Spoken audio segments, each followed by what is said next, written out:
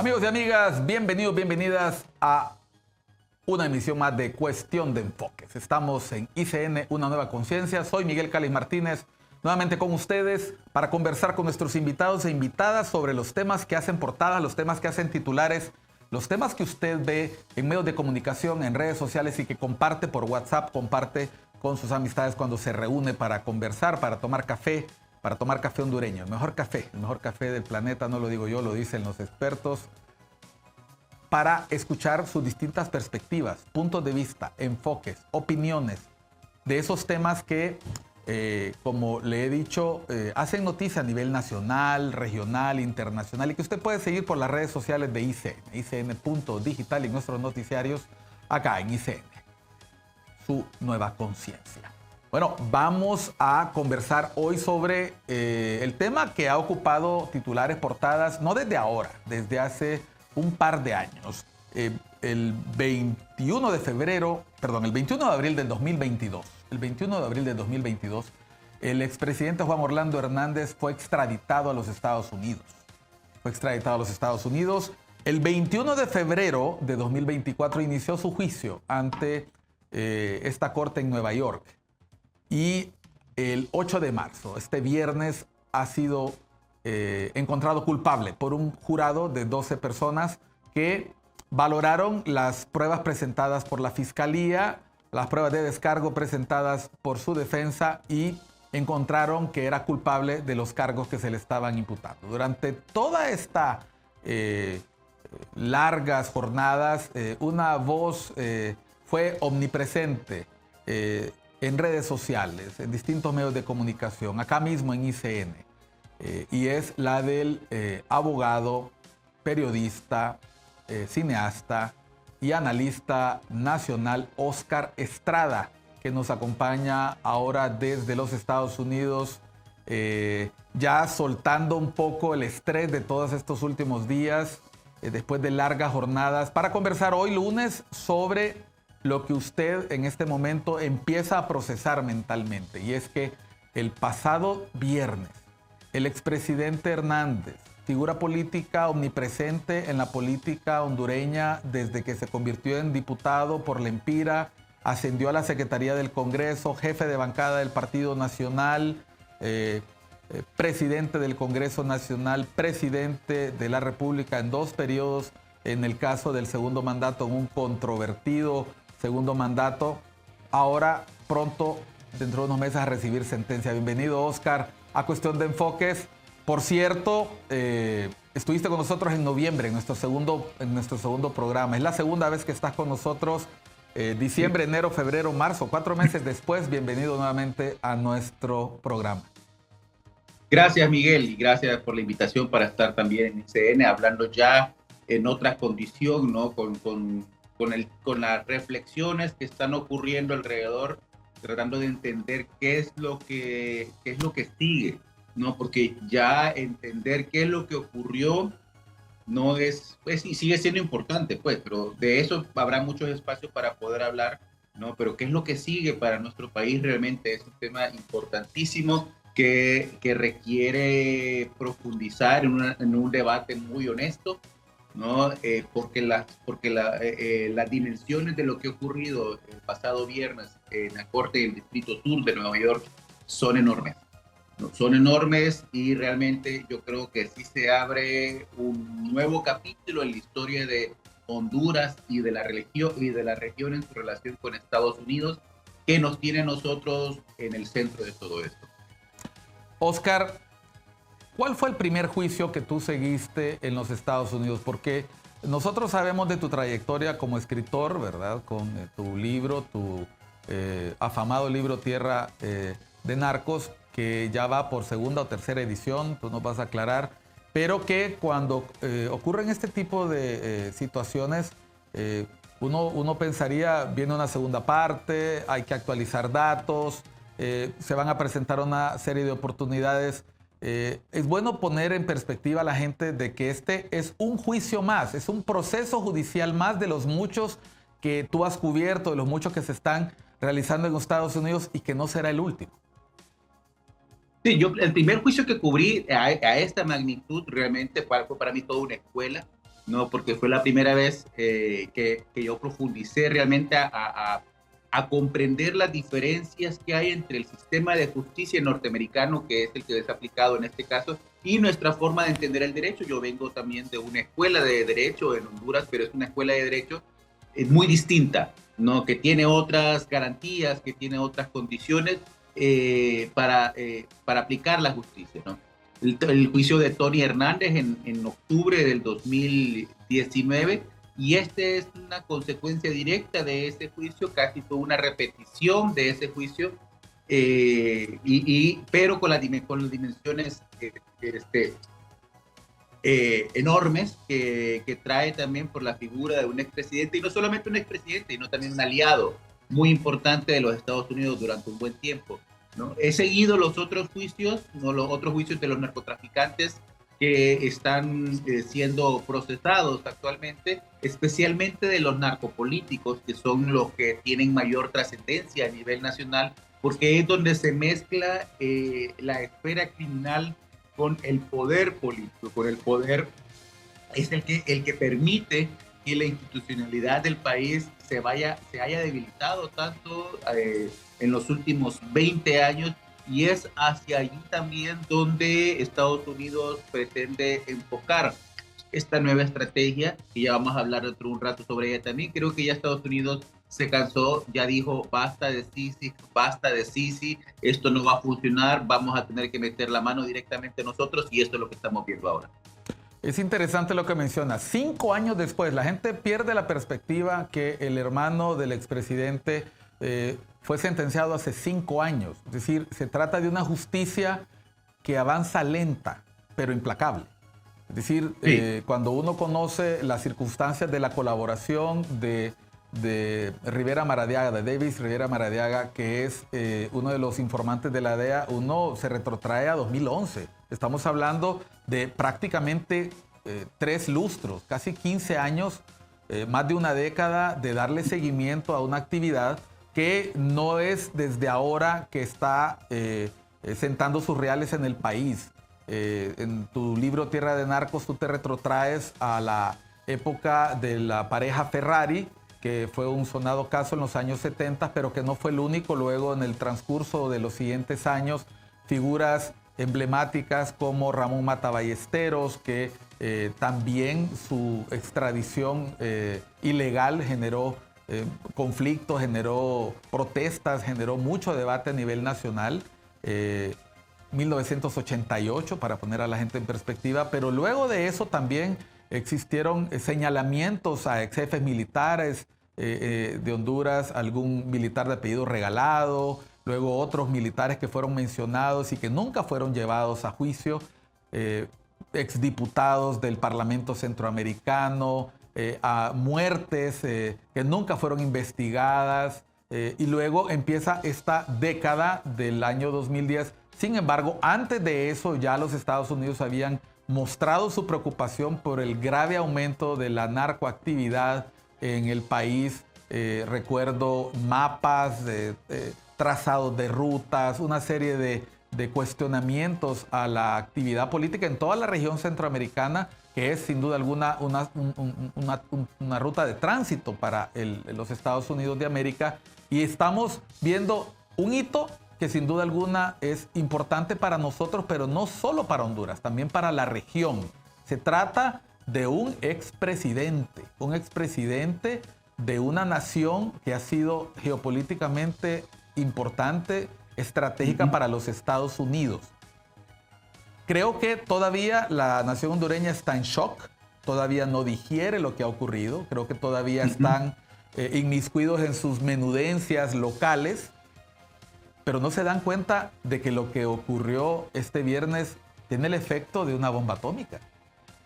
En efecto, ¿no? Y yo creo que lo que muestra, ¿no? En el caso del Cachilo particularmente, ¿no? Que es uno de los personajes que se posicionó al centro de toda esta trama de narcopolítica desde el año 2004, cuando comenzamos a escuchar o a conocer ya luego la historia, ¿no? De Coque, Ramos y esta vendetta que tenía con el Cachilo en el 2004, ¿no? El Cachilo dejó bien claro que él comenzó a grabar interacciones con narcopolíticos alrededor del 2009, ¿no?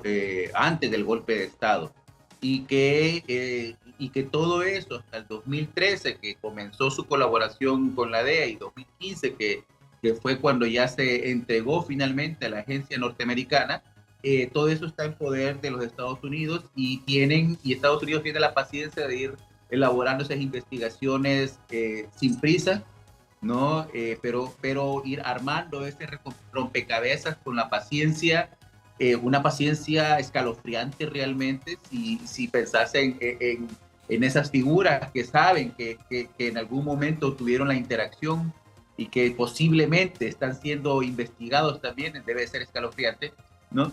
Pero también no hay que perder de vista un detalle importante, ¿no? Ahorita el caso que estamos conociendo es un caso de narcotráfico, ¿no? Un caso de narcotráfico en la cual queda claro que la figura de conspiración, ¿no? Permite realmente procesar a cualquier persona, por muy mínima que haya sido la interacción, por muy mínimo que haya sido el financiamiento que recibió de campaña de estas estructuras criminales, o el favor que hizo de generar una acción o de impedir una acción, ¿no? dentro de la estructura política o estructura de seguridad que estuvo bajo su control. Pero también hace poco, el año pasado precisamente, Estados Unidos ya creó la legislación para proceder con la igual fuerza para delitos de corrupción, ¿no? Entonces, estamos hablando ya de que Estados Unidos ha dejado claro, y si vemos el comunicado del fiscal Williams del Distrito Sur de Nueva York, el fiscal Williams de Nueva York, está bien claro que bajo el paraguas que ellos han lanzado para limpiar, ¿no? Las estructuras políticas y policiales, militares de nuestro país, cabe mucha gente que ahorita podrían estar celebrando, pero después van a tener que cambiar su perspectiva.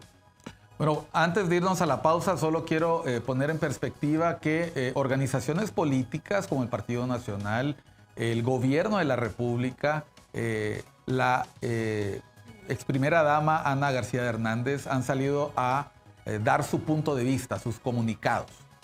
Hay rasgos comunes en ellos. Se están refiriendo a un hecho que ocurrió en los Estados Unidos, pero que no empezó a ocurrir ayer.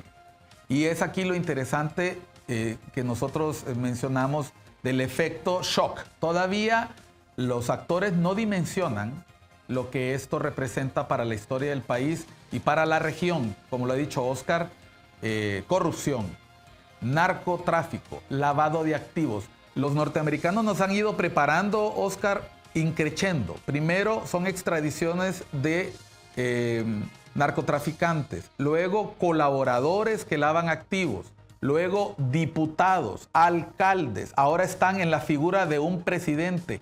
Uno podría esperar, no lo tengo que decir yo, que si puede ir uno, pueden ir más. Vamos a ir a unos mensajes. Estamos en Cuestión de Enfoques hoy con el analista, periodista, abogado, cineasta, buen amigo Oscar Estrada, comentando lo que ya no es novedad, que el expresidente Juan Orlando Hernández Alvarado fue encontrado culpable de los cargos por los cuales lo acusó la Fiscalía de los Estados Unidos, y lo decidieron un jurado de 12 pares, de 12 personas, como él, como usted, como yo, pero norteamericanos. Volvemos después de unos mensajes. No nos cambie.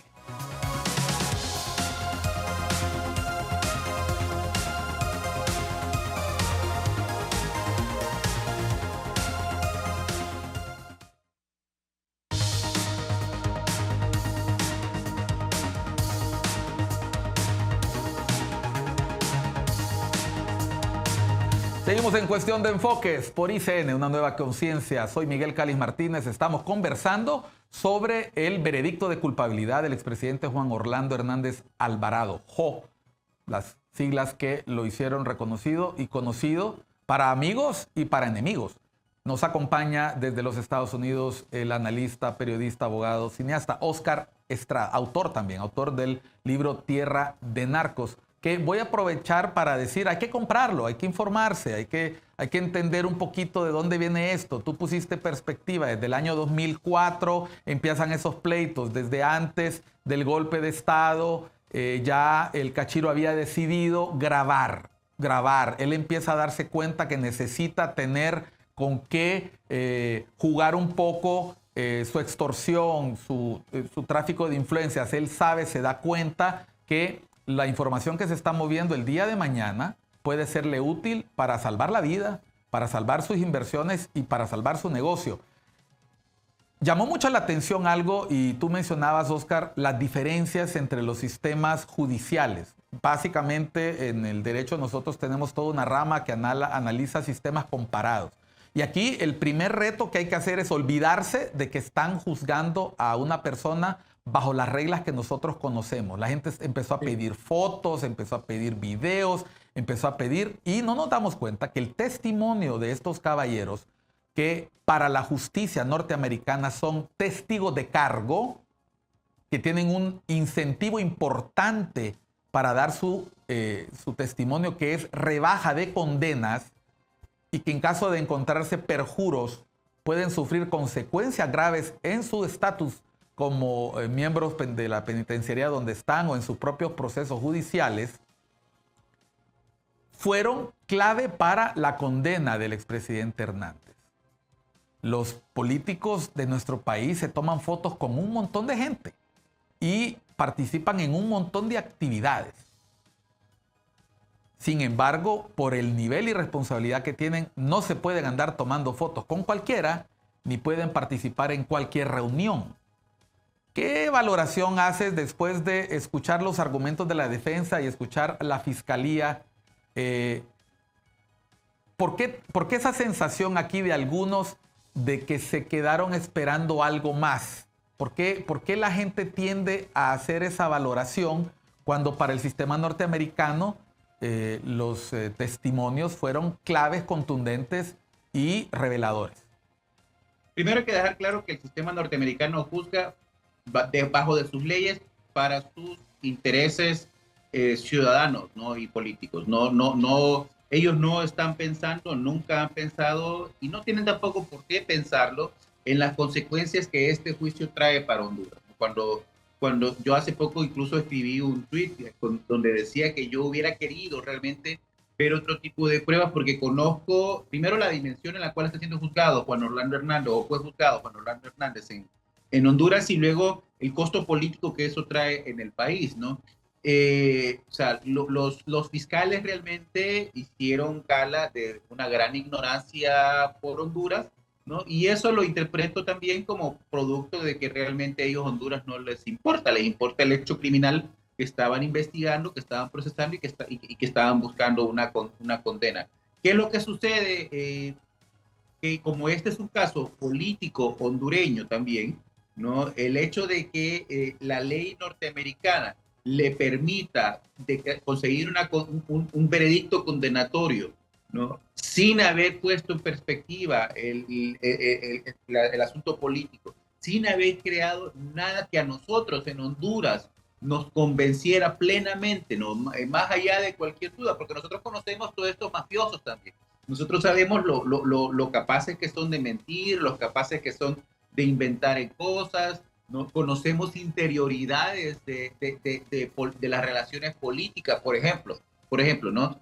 Toda esta trama del cartel de Sinaloa a darle dinero a Mario Pinto y todo, que ocupó varios días en este debate, por el cual también fue juzgado Juan Orlando Hernández como una de las pruebas condenatorias, nosotros sabemos que esa relación era con otra corriente, no era necesariamente con la corriente de él, ¿no?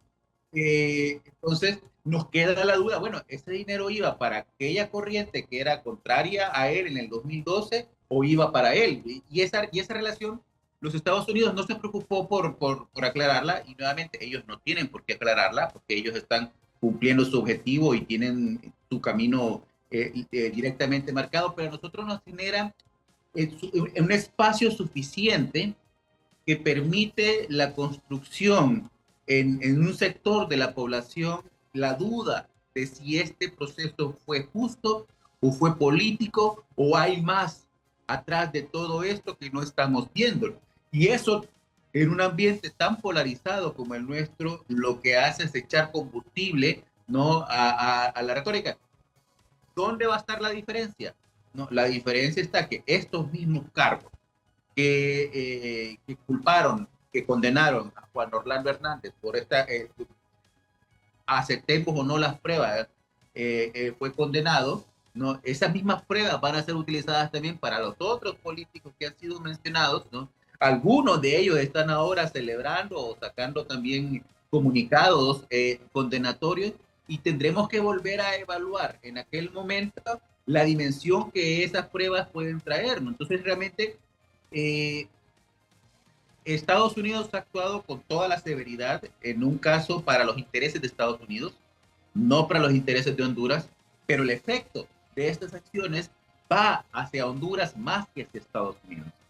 Bueno, has contestado claramente, por eso ese contraste, porque uno se sabe detalles. Por ejemplo, esa pregunta de si se presentó para las elecciones en el 2021, que nosotros sabemos que no lo fue, ¿verdad? Que había otro candidato. Es un detalle menor, pero realmente tú incluso en alguno de tus tweets mencionaste que se quedó esperando pasar al estrado una figura que es de mucho respeto en la comunidad nacional, que es el doctor Darío Uraque, que participó en el juicio de Tony Hernández como un experto perito para explicar el contexto nacional, pero que en este caso no fue utilizado y la fiscalía ni siquiera lo estimó conveniente ni necesario. Es más, Y se discutió en el último día incluso eso.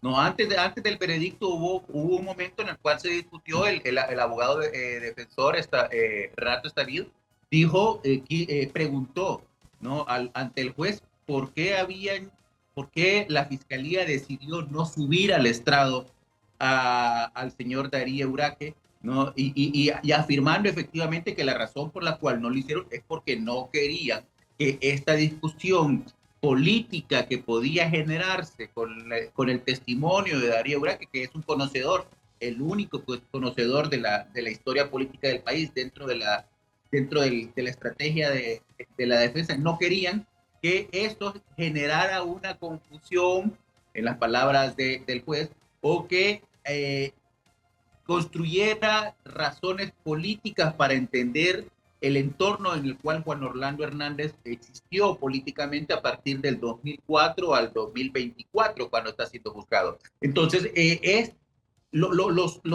los fiscales no excluyeron la parte política por ingenuidad, ¿no? Ellos excluyeron la parte política conscientes de lo que estaban excluyendo, porque eso les iba a hacer ruido dentro de su narrativa. Pero eso trae para nosotros en Honduras el efecto contrario. El haber excluido la parte política de todo esto nos crea el espacio para que este entendimiento de un sector de la población, que le guste o no, sigue siendo un sector muy importante de la población, entienda que detrás de todo esto también hay un interés político. Y ahí es donde está el problema que estamos enfrentando ahora. tú mencionaste en algún momento, y hemos tenido conversaciones sobre esto en privado, el rol aliado, colaborador, cercano del expresidente Hernández con los Estados Unidos. En el comunicado del fiscal se lee entre líneas la decepción de los Estados Unidos de haber tenido como colaborador a una persona que ellos consideran que se burló de ellos y utilizó las reglas en su propio beneficio. Es casi una aceptación de haber cometido un error. La pregunta es, si ese fue un error consciente, y eso no lo puedes contestar tú posiblemente, pero podemos especular si ese fue un error consciente o no. Yo creo que Estados Unidos busca lavarse las manos también con este tema, ¿no? Porque definitivamente Estados Unidos tuvo la oportunidad en varias ocasiones, 2009, 2013, 2017, de influir de manera distinta en el destino de Honduras y decidió políticamente no hacerlo porque en ese momento el quien más le convenía era apoyar a Juan Orlando Hernández, ¿no? Ellos sabían muy bien, porque aparentemente tenían investigaciones desde mucho antes de que nosotros supiéramos la información que estaba circulando, y decidieron apoyarlo, ¿no? Entonces, y no solamente este caso, tenemos el mismo ejemplo con Genaro García Luna, tenemos el mismo ejemplo con Pepe Lobo ahora, que es una de las personas después de Juan Orlando Hernández más golpeada después de este veredicto. Y la pregunta entonces es, ¿Juan Orlando se burló de los Estados Unidos o los Estados Unidos se burló de Juan Orlando Hernández? quién es quién en esta trama, ¿no? Y algo que, así como no vimos la política nacional en este juicio, no lo vimos completamente, en absoluto, ¿no? La defensa intentó sacarlo varias veces y siempre era objetada por la fiscalía y por el juez, ¿no? Así tampoco vimos el rol de Estados Unidos, ¿no? Y de las agencias de seguridad, de las agencias de cooperación, y qué es lo que Juan Orlando Hernández les estaba ayudando a hacer, que al final fue vetado de poder contarlo dentro de su proceso, porque hubo un gran esfuerzo durante más de un año, ¿no? Y luego toda una semana que se retrasó el juicio, en el cual estuvieron reunidos a puerta cerrada para discutir sobre los documentos clasificados, porque Juan Orlando se metió a todo esto confiando que con los documentos clasificados él iba a tener un espacio para poder negociar o para poder cambiar la narrativa, y fue completamente vetado por el gobierno de los Estados Unidos y siquiera referirse a estos documentos clasificados, ¿no? Entonces, ¿qué es lo que había ahí? ¿Qué es lo que está jugando realmente Estados Unidos? ¿Cómo está utilizando esta relación? Y luego viene la pregunta que creo yo que también es importante, que la levantó tanto Juan Orlando Hernández cuando estaba en su campaña de la llave mágica, como la vuelve a levantar ahora Ana García cuando está dando ya su declaración después del puesto de veredicto.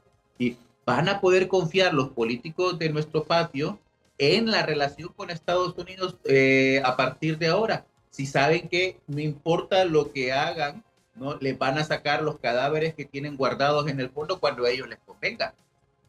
Bueno, y ese es el gran debate de qué pasa ahora, porque todo el mundo se está concentrando en la sentencia del expresidente Hernández, que acaecerá tarde o temprano, en junio o antes, que seguramente serán cadenas perpetuas. Y entonces cabe la pregunta, ¿ese es el último paso de este juicio? Porque aquí se habla de apelaciones que sabemos y esperamos muy probablemente tendrán un resultado adverso a la causa del expresidente Hernández, pero la sentencia es el último paso. Oscar, tenemos casos de gente que hayan sido sentenciados por delitos tan graves y que luego los Estados Unidos dejan ir por clemencia o por intereses políticos.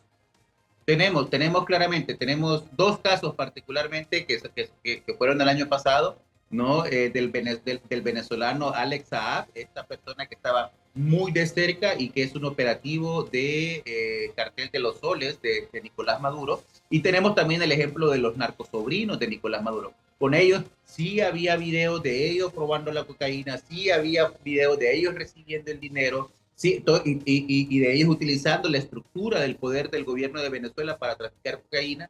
Fueron condenados, largas condenas, igual que seguramente lo será el señor Juan Orlando Hernández, y después de varios años, después de cuándo fue, este fue el 2015, ¿no?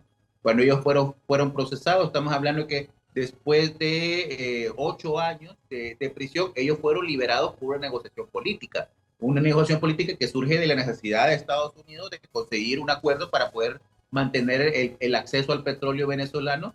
Pero esta es una condición geopolítica. No sabemos en qué momento Estados Unidos va a necesitar garantizarse un acuerdo con Honduras dentro de 5 años. No sabemos quién va a estar en el poder dentro de 5 años y qué relación pueda tener esa persona con las estructuras de poder que llevaron y que siguen de alguna forma también apoyando al clan Hernández, ¿no? A esta estructura de poder. No es solamente una persona, es toda una estructura que existe en la política nacional y que va a seguir existiendo, no ha desaparecido, ¿no? Entonces, no sabemos cuál va a ser el contexto hondureño y de Estados Unidos dentro de 5 años, así que en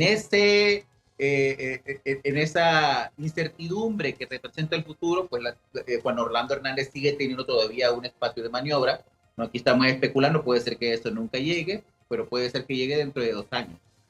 Por eso se están poniendo ejemplos, ¿no? Ejemplos de que la familia Hernández puede perfectamente decir que la esperanza es lo último que se pierde. Vamos a ir a otra pausa. Estamos conversando con Óscar Estrada. El expresidente Juan Orlando Hernández Alvarado fue encontrado culpable en una corte en Nueva York.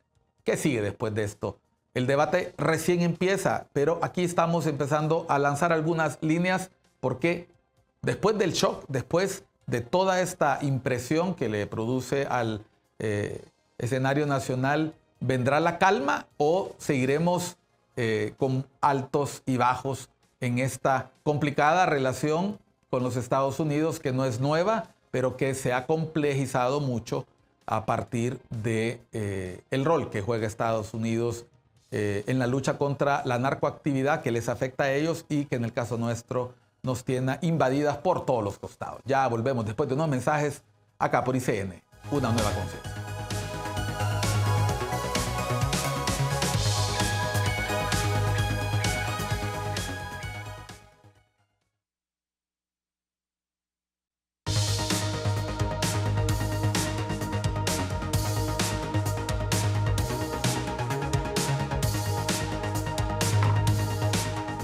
Seguimos en Cuestión de Enfoques por ICN, una nueva conciencia.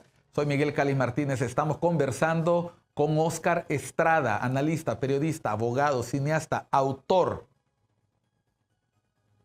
Óscar, ¿te la has pasado las últimas 3 semanas en Nueva York? 4 semanas en Nueva York. Y has hecho una cobertura en la que nos has dado contexto, nos has contado el ambiente. Lo has hecho para otro medio de comunicación, pero hasta que hubo oportunidad, te pedimos opinión en ICN con analistas de la noticia, con el licenciado Carlos López, y ahora estás nuevamente con la posibilidad de hablar, ya no en tu calidad de corresponsal que cubre una nota, sino en tu calidad de analista. Y a esa calidad de analista voy a pelear ahorita.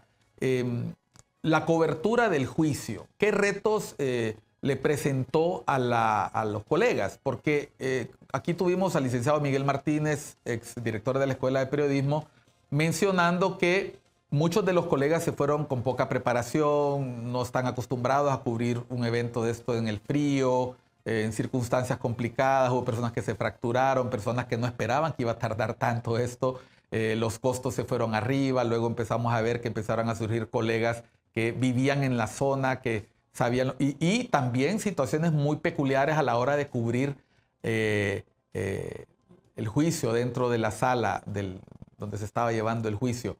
En tu caso,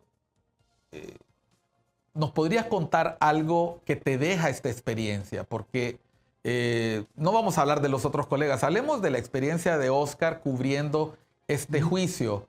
¿Qué te deja? ¿Qué te deja? ¿Qué sensaciones te deja? Y después te voy a hacer una preguntita.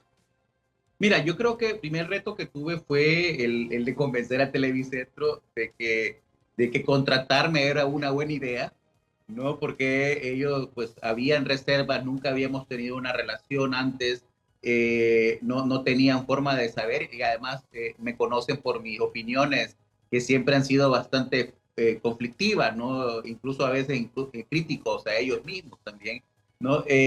Pero yo tenía claro de que este espacio necesitaba más allá de contar qué es lo que estaba ocurriendo, darle perspectiva a la audiencia de por qué estaba ocurriendo las cosas, ¿no? ¿Por qué las objeciones de la fiscalía? ¿No? ¿Cuál era la estrategia de la defensa? ¿Cuál era la estrategia del fiscal? ¿Qué es lo que estaban buscando hacer un poco para poder, y luego el contexto histórico que trae precisamente esta cobertura que tiene, como dijimos en los fragmentos anteriores, tiene proyecciones en los últimos 20, 50 años de historia nacional, ¿no? Yo me voy realmente con una gran experiencia. Para mí ha sido una escuela enorme, no solamente para entender el sistema judicial de Estados Unidos, sino para entender también y respetar mucho al gremio periodístico, ¿no? A los colegas periodistas que los he visto trabajar en las peores condiciones, en condiciones de mucho frío, con hambre, mal dormidos, mal comidos, incómodos, lejos de su familia. Realmente ha sido una cobertura muy difícil y los he visto también como con dedicación hicieron el trabajo de comunicar a sus audiencias, a sus canales, a veces con limitaciones, producto también de la falta de profundidad en el estudio de este tema, pero todos con realmente la voluntad de contar lo que ellos vieron, lo que ellos entendieron y lo que consideraban que era importante contar para sus audiencias, ¿no? Para mí es importante saber en este momento de que la libertad de expresión no es dejar que una persona diga todo lo que quiera, sino que la libertad de expresión es dejar que todas las personas puedan escoger quién quiere que le cuente la historia, ¿no?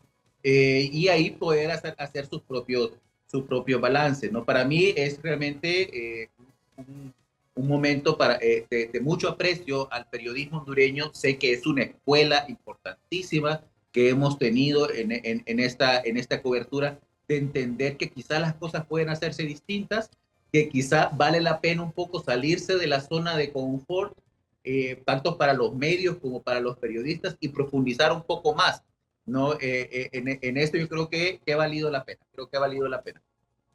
Ok, te decía que te iba a hacer un par de preguntas. Yo te agradezco mucho el reconocimiento al trabajo arduo que han hecho los periodistas hondureños en Nueva York. La verdad, no es fácil hacer periodismo en Honduras y no es fácil hacerlo fuera, como enviado especial, en circunstancias ajenas, en un clima hostil. Me refiero al frío, me refiero a una ciudad. Nueva York no es una ciudad fácil, es un pequeño monstruo, ¿verdad? Que te puede engullir y te puede dejar muy cansado. Oscar, ¿preparado para más juicios? Vienen más juicios. Vienen, ya tenemos en la lista por lo menos 2, 3 juicios más que vamos a tener que seguir, ¿no? Porque lo que nos están haciendo los Estados Unidos nos está creando una radiografía del poder político de las últimas 2 décadas de Honduras, ¿no? Y hay muchas dudas, muchas preguntas que tenemos al respecto. Entonces, para poder responder a esas preguntas, vamos a tener que cubrir esos juicios también. Ya sabemos, viene la sentencia de Hernández, viene la apelación de Hernández, viene la sentencia de la apelación de Hernández, que eso se va a extender 2, 3 años en el futuro, no con esta intensidad, pero luego en septiembre viene el juicio de Oquelín Idense también, que eso va a abrir una línea completamente nueva en esta trama, que va a abarcar un clan distinto también dentro de la política nacional, con otras dimensiones también geopolíticas. Yo creo que Estados Unidos está haciendo los pasos para recuperar el control de Honduras desde un área que nadie en Honduras se había imaginado que iba a ser. ¿Están limpiando la casa los norteamericanos, Oscar? Están limpiando la casa, están sacudiendo el tablero. De eso no cabe duda, y dentro de este tablero no va a quedar títere con cabeza. Ahora, tú has experimentado lo que le pasa a cualquier figura pública en las redes sociales, particularmente en X. Es una red muy conflictiva, con mucho anónimo, con mucha persona que se escuda detrás de una cuenta falsa para insultar, para denostar. Has podido sentir la polarización en redes, pero ¿la sentiste también en Nueva York, a pesar de ser el lugar donde tú vives, Estados Unidos? Sí, no, la sentí, o sea, yo entiendo que esta es una cobertura política, ¿no? Entiendo que estoy contando, quizás por mi forma de contarlo, quizás por los puntos en los que estoy enfocando también, estoy contando la historia que no le gusta, que no le conviene a ciertas estructuras de poder, y desde ahí viene también cierta incomodidad, ¿no? He reconocido ataques orgánicos, ¿no? Críticas justas. Yo creo que todos los que hacemos un trabajo de cara al público estamos sujetos a la crítica de las personas que reciben ese producto que nosotros hacemos, que nos obligan a mejorar, que nos obligan a estudiar más de lo que quisiéramos a veces, o de lo que hemos hecho hasta el momento, ¿no? También he reconocido los ataques más estructurados que vienen ya de granjas, de bots, que vienen ya de políticos, que también puedo identificar de dónde viene todo esto. Eh, Está claro que la medida que uno logra alcanzar mayor cobertura en lo que uno dice, ¿no? Viene también eso acompañado por muchos ataques, ¿no? Pero tengo que decir que la proporción de ataques versus la proporción de palabras de aliento y de palabras de agradecimiento de gente que no conozco, ¿no? Es enorme, ¿no? Mucha más gente apreciando el trabajo que hice que gente criticando o detractándome el trabajo que he hecho, ¿no? Y las respuestas honestas como gracias por hacer trabajo, la cobertura que has hecho, ¿no? Reconocer mi esfuerzo, que también fue importante, de mantener de mantener mi sesgo un poco al margen de lo que yo estaba contando, porque tengo claro de que eso no ayuda a nadie, contar lo que yo quiero que pase, sino tengo que contar lo que está ocurriendo. Entonces, Me quedo satisfecho con esa cobertura. Creo esa reacción de la gente fue positiva. Ahora el reto es mantener esa relación, esa honestidad con las otras cosas que yo sigo diciendo, que a veces también he sido bastante irresponsable en el pasado, en pensar que mis publicaciones no eran leídas y no importaban. Ahora tengo que replantear muchas cosas que podría tener el impulso de decir, pero debo controlar. Volvamos al juicio, Oscar. Gracias por compartir estos sentimientos, porque sabemos que la cobertura marca, deja huellas, deja cicatrices, y en el caso tuyo entendimos que hasta hubo conatos de agresión por ahí, pero eso lo contarás tú en tu blog. A mí que por cierto invito a la gente a seguir, le voy a pedir a producción que, como lo hicimos la vez pasada, muestren el blog de Oscar para que lo sigan, porque yo creo que es una voz autorizada, es una voz experimentada que tiene mucho que contar. Volvamos al juicio. Hagamos un mapa de poder. Tú sabes que a mí me gustan estos ejercicios, los hago profesionalmente y este es un buen momento para platicarlo. Mostremos el mapa de Honduras en la mente de la gente. Este juicio deja claro que cualquier político que haya actuado en ciertas regiones del país tiene razones para preocuparse. ¿De qué regiones del país?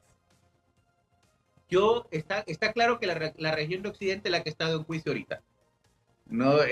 Chan de Lardón, Los Valle, Los Hernández, todo ese control de la zona de Occidente, ¿no? En algún momento también la zona de San Pedro Sula a través de otros narcotraficantes, ¿no? Los cachiros que tuvieron mayor influencia en la zona de Noratlántica, ¿no? Todavía no ha aparecido Olancho dentro de este mapa de poder, pero creo que viene ya con Moquelí Midense. Son esos sectores, y aquí hay una discusión más profunda, creo yo, más compleja, ¿no? Porque si vemos bien cómo se movió el mapa de poder en los últimos 20 años, del final del siglo XX, teníamos un mapa de poder más concentrado en el corredor central de Honduras, ¿no? En la zona norte industrial, la zona centro política, ¿no? Y a partir de la llegada del capital del narcotráfico, el mapa de poder se extendió a las zonas más alejadas del centro, ¿no? Estamos hablando de que de repente Olancho se vuelve un actor importante dentro de la estructura de poder. De repente, gracias, Lempira, que no teníamos realmente noticias de Occidente, presidentes de Occidente de mediados o principios del siglo XX, casi 100 años desde que tuvo la última participación trascendental en la política hondureña, ¿no? Y la relación del centro siempre fue más cercana a los Estados Unidos, más cercana al capital transnacional. Pues hay todo un análisis ahí de estas relaciones económicas de poder, pero si hablamos del mapa, yo creo que el foco se va a centrar ahora en Olancho, que es de donde viene precisamente Moncho Lobo, Pepe Lobo, que fueron muy mencionados acá a raíz del testimonio de Fabio Lobo, incluso, ¿no? Y donde están también la zona de acción de Oquelimidense, y hay también unas menciones de la familia Zelaya. Bueno, menciono esto porque tú acabas de mostrar algo interesante que lo habíamos comentado contigo y con otros analistas. Obviamente esto no lo hace uno en los medios de comunicación seguidos.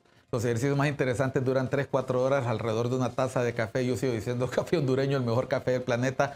Y Oscar no me deja mentir, nuestro café es muy cotizado a nivel internacional y inspira ideas, inspira discusiones, inspira debates. Y aquí el debate más interesante es cómo efectivamente las zonas de oriente y occidente del país que habían estado fuera del foco del poder, no antes. El país ha tenido una historia muy interesante en cuanto a actores políticos de todos los rumbos. Sin embargo, la zona occidental y la zona oriental, representada por toda la frontera hacia Guatemala y luego toda la zona Colón, Olancho, El Paraíso, han sido precisamente las zonas del país que han pasado a dirigir el país. Representantes políticos de esas zonas han pasado a dirigir el país los últimos 20 años. Y casualmente los nombres que están siendo mencionados tratan sobre bandas que han operado en esas zonas. Entonces, uno debe darse cuenta que hay una lógica que nos hace pensar que la mención de nombres no es solamente un capricho de un testigo colocado contra la pared o el deseo de llamar o dañar la trayectoria o el prestigio de familias o de una región del país. Tiene que darse cuenta la audiencia, y Oscar lo ha dicho bien, que el país tiene características que hacen que algunas regiones sean más favorables para esto. Y nos referimos a ese gran litoral del Atlántico. Sabemos que ha habido muchos muertos en esa zona, en la zona norte, en la zona del litoral Caribe, ha habido muchos muertos y ha habido una participación abierta de grupos de crimen organizado en esa región, como lo ha habido en la zona de Occidente, y ha quedado en evidencia en este juicio, pero también en testimonios en Inside Crime. Vamos a hablar un poquito sobre eso en el último segmento, Oscar. ¿Qué tanto se está investigando sobre este fenómeno de Honduras fuera? ¿Qué representa para los analistas y los investigadores de la narcoactividad y las redes ilícitas que incursionan en la corrupción del poder el juicio al expresidente Hernández? Ya volvemos después de unos mensajes.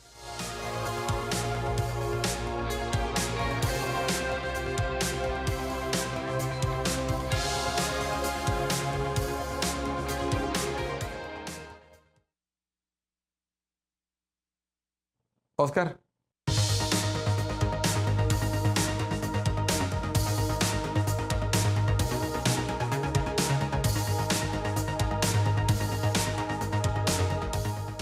Seguimos en Cuestión de Enfoques. Estamos con Oscar Estrada, vía Zoom desde los Estados Unidos de América.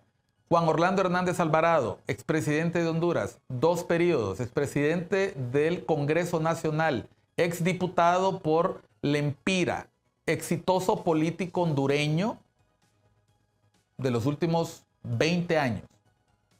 Pasa a ser un número más en el sistema penitenciario hondureño. El expresidente Lobo fue mencionado en este juicio.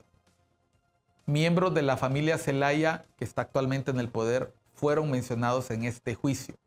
En este juicio que en este momento, a partir de la sentencia del expresidente Hernández, toma las características de verdad jurídica. Hablemos un poquito de eso, Oscar. No es como aquel merengue, son rumores, son rumores. O sea, aquí estamos hablando de testigos que frente a todos dijeron: yo pagué aquí, yo hice allá, yo dije cualquier cosa. Y lo que me llamó mucho la atención fue que las reacciones a nivel local fueron: no, yo no hice nada, yo no dije nada, y empezaron a tuitear y etcétera. ¿Deberían mantenerse en silencio estratégico las personas mencionadas en este juicio después de lo que vimos? Es que yo creo que si han salido mencionadas no hay nada más que esperar. No pueden realmente hacer nada más que esperar. ¿Prepararse? Si estuvieron muy vinculados con buscar cómo traspasar sus bienes a otra propiedad, ¿no? Pero es que está claro que si han mencionado, el final del fiscal, ¿no?, fue contundente, ¿no? El final del fiscal culpa a Juan Orlando Hernández no solo de lo que hizo para llegar al poder, porque lo culpa que utilizó estas estructuras para llegar al poder y luego del poder fue limpiando el terreno para controlar el canal del narcotráfico. Ahora lo puedo decir con toda propiedad porque ya es verdad jurídica, como acabas de decir también, ¿no? Aunque para mí los testigos tengan todos los vacíos y contradicciones que podamos discutir en el primer segmento, pero ya ha sido aceptado. Entonces, si en el fiscal, el cierre del fiscal califica directamente, señala directamente al señor Porfirio Lobo Sosa, ¿no? Y ese señalamiento ya es casi como una advertencia: vamos para usted. Todos los que han salido mencionados, ya sea porque lo dijo el testigo desde la pregunta del fiscal, o ya sea porque lo dijo el testigo desde la pregunta de la defensa, incluso aquellos que han salido mencionados, aunque no se dijo su nombre, ¿no?, que hay por lo menos un caso ahí, no importa lo que digan. Está claro que con lo que dijeron estos testigos, si ese testimonio se repite con 2, 3 testigos más, va a ser suficiente para poder condenarlo. Si vemos un poco, ahora mañana estaba pensando yo sobre qué voy a escribir ahora mi columna de esta semana, y yo creo que la voy a escribir sobre eso, sobre lo que fueron las instrucciones de la Corte al jurado para entender el delito de conspiración desde el cual están juzgando, ¿no?, lo que dijo el fiscal Y desde ahí podemos entender que realmente las condiciones de conspiración se pueden dar, uno, por participación directa en el acuerdo para traficar, o por ayudar a alguien de los conspiradores, ¿no? Sabiendo que esa ayuda significaba poder hacer que esa estructura funcionara, ¿no? Pero también por inacción, ¿no? O sea, el no intervenir cuando Juan Orlando supo que su hermano estaba relacionado con un narcotraficante, proteger lo que es el impulso natural de toda persona cuando tu hermano menor es un pendejo que se mete a problemas cada rato, protegerlo es Sí. suficiente para que sea condenado como responsable de lo que el hermano hizo, ¿no? Echori consentidor. Tenemos una frase aquí. Echori consentidor igual pena. Es decir, estamos hablando Y cuando el eso río... está claro. ¿Quieres que te dé una lista de refranes? Cuando el río suena, piedras trae. Cuando veas las barbas del vecino quemarse, remoja las tuyas. Calladito te ves más bonito. No, no, y hay toda la expresión de la sabiduría popular que nos ilustra muy bien todo esto, ¿no? Entonces, no importa que tengas el control del poder ahorita, que puedas mover fiscales, que puedas mover magistrados, que puedas mover legislaciones, que puedas quitar la extradición incluso, que estoy seguro vendrá mucha presión para cambiar la extradición a nivel nacional, con la idea de que poder protegerse, ¿no? Con la idea de que eso le va a significar protección, pero también significa país por cárcel para ellos, ¿no? Entonces, no importa que vos tengas este control, los gringos dijeron claramente, no estamos olvidando, ya lo que hicieron, lo hicieron, ya llegaron a donde llegaron, a donde están, y no hay forma de escaparse de este brazo largo de la justicia norteamericana que está buscando, como dijimos anteriormente, sacudir el tablero, limpiar la mesa, con la esperanza, creo yo, de permitir que un nuevo tipo de políticos, ¿no? Asuman el poder, que sean políticos que además busquen fortalecer y no debilitar las institucionales, porque esa es una de las peculiaridades de estos clanes que estamos hablando, ¿no? El hecho de que para garantizar el ejercicio del poder tienen que debilitar las instituciones, que a corto plazo les beneficia, a largo plazo, está claro, es lo que les tiene a afectar. Por la boca muere el pez, el que cae otorga, camarón que se duerme se lo lleva la corriente. Te puedo decir un montón de refranes que aplican a este caso. Yo creo que al mal tiempo darle prisa. Yo creo que quien se levanta, o sea, el que se levanta temprano, tantas cosas que podemos decir. Oscar, estamos entrando en los últimos minutos, un par de minutos. ¿Qué esperas para Honduras en los próximos años? Acabas de hablar de renovación en la política, acabas de hablar de poder generar un ambiente de esperanza en el país, que las cosas cambien. A nuestros políticos, a nuestra sociedad civil, a nuestros medios de comunicación, ¿qué mensaje les darías? Bueno, lo que lo que espero a corto plazo va a ser una actitud defensiva por parte de estas élites de poder, como hemos dicho anteriormente, negando cualquier tipo de vinculación, diciendo que esto está mintiendo, que los otros están mintiendo. Luego, cuando ya los procesos se acercan, entonces ya asumir incluso una actitud antiimperialista en contra de los Estados Unidos, que sería la reacción que ocurriría si los acusados fueran de libre. Yo espero realmente que como pueblo tengamos la capacidad ahora de entender este panorama con el ejercicio que está haciendo los Estados Unidos de desnudárnoslo, para poder comenzar a cambiar estos cuadros que tanto daño le han hecho al país, por cuadros que estén, yo lo vengo diciendo desde hace tiempo, Miguel, no podemos elegir políticos cuya propuesta es debilitar las instituciones. Si alguien está debilitando las instituciones, no está haciendo un ejercicio democrático, no está haciéndolo bien para Honduras. Tenemos que buscar políticos y proyectos políticos cuyo objetivo es fortalecer las instituciones desde la base del consenso, ¿no? Porque destruir al enemigo tampoco es consenso. Entonces, estamos en un ambiente muy polarizado, no va a haber una despolarización en los próximos años, pero eventualmente tendremos que llegar a un punto en donde lo que nos permita construir sea una Honduras más fortalecida institucionalmente, con la capacidad de poder procesar esto en casa antes de que llegue a los Estados Unidos, ¿no? Y con un montón de políticos presos.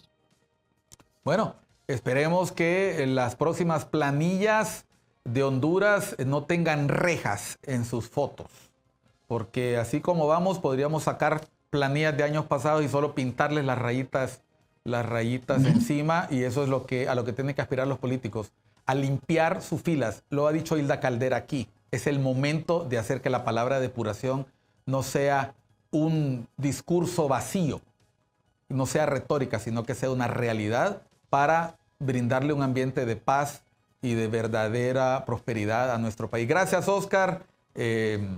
Gracias por el trabajo que has hecho y te deseo muchos éxitos en el que viene. Tienes mucho material y tienes mucho que hacer para ayudarnos a esclarecer lo que estamos viviendo. Saludos hasta los Estados Unidos. Gracias, Miguel, y saludos a los amigos en Honduras y en ICN también. Muchas gracias. Señores, esto fue Cuestión de Enfoques. Recuerde, nuestro país merece lo mejor. Usted lo puede construir si todos los días se levanta con ganas, con ahínco, para sacar adelante este país que es de todos nosotros, de todas nosotras. Soy Miguel Calis Martínez. Esto fue Cuestión de Enfoques. Los espero el próximo programa.